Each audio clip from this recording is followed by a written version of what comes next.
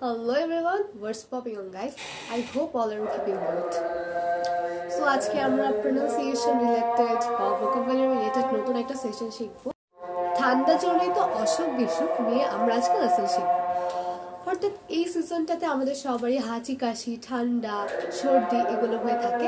So এটাকে আমরা ইংলিশে কিভাবে বলতে পারি সেটা নিয়ে আজকে আমরা শিখব। সো আমরা যদি বলি আমার ঠান্ডা লেগেছে, so then আমরা বলবো I'm feeling cold, আমার ঠান্ডা লাগছে। I'm suffering from cough, I'm suffering from cough and cold, অর্থাৎ আমি সর্দি কাশিতে ভুগছি, এরকম কেন কিছু। সো এবার আমরা সিরিয়ালি শিখবো। সো ফার্স্টে আমরা যদি সর্দি সম্পর্কে বলতে চাই তাহলে আমরা কিভাবে বলবো? সর্দির ইংরেজি হচ্ছে রানি নোজ।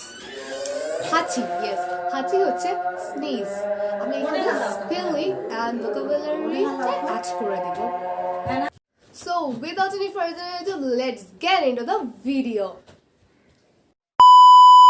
কাশি হয়ে থাকলে সেটাকে আমরা বলতে পারি কফ, অ্যান্ড সর্দি বা হাঁচি কাশি যদি আমরা একটু বলতে পারি, বা সর্দি কাশি ঠান্ডা এটাকে আমরা বলতে পারি কফ অ্যান্ড কোল্ড। তারপর আমরা যখন হাঁচি কাশি দেই, আমাদের যখন সর্দি লাগে গলা ব্যথা হয় সেই সাথে, সো আমরা গলা ব্যথাটাকে ইংলিশে বলতে পারি সর থ্রট। কি বলতে পারি? সর থ্রট।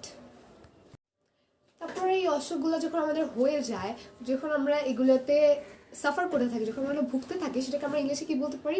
Suffer from. অর্থাৎ ভোগা হচ্ছে সাফার ফ্রম।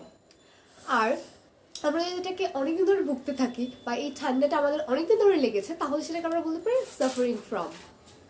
এটাকে কন্টিনিউয়াস টেন্সে বললে। দেন আমরা যেটা বলতে পারি, ধর আমরা সুস্থ হয়ে গেলাম, তখন আমরা বলতে পারি গেট ওভার বা রিকভার। দুইটা যে কোনো একটা বললেই আমাদের সেন্টেন্সটা রেডি হয়ে যাবে। আমি আবার বলে দিচ্ছি। ফার্স্টটা হচ্ছে সর্দি, রানি নোজ। তারপর কি ছিল? হাঁচি, স্নিজ। দেন কাশি, কফ। তারপর সর্দি কাশি, কফ অ্যান্ড কোল্ড। তারপর ছিল মাথা ব্যথা, হেডেক। দেন ছিল গলা ব্যথা, ঠিক কি? সর থ্রট। দেন ছিল ভোগা, suffer from or suffering from, and then সুস্থ হয়ে যাওয়া, recover or get over. So এটা আমরা খুব ভালোভাবে শিখে নিতে পারি এবং আমরা আমাদের কথার মাঝে এগুলোকে ইউজ করতে পারি। So I think you guys enjoy this lesson.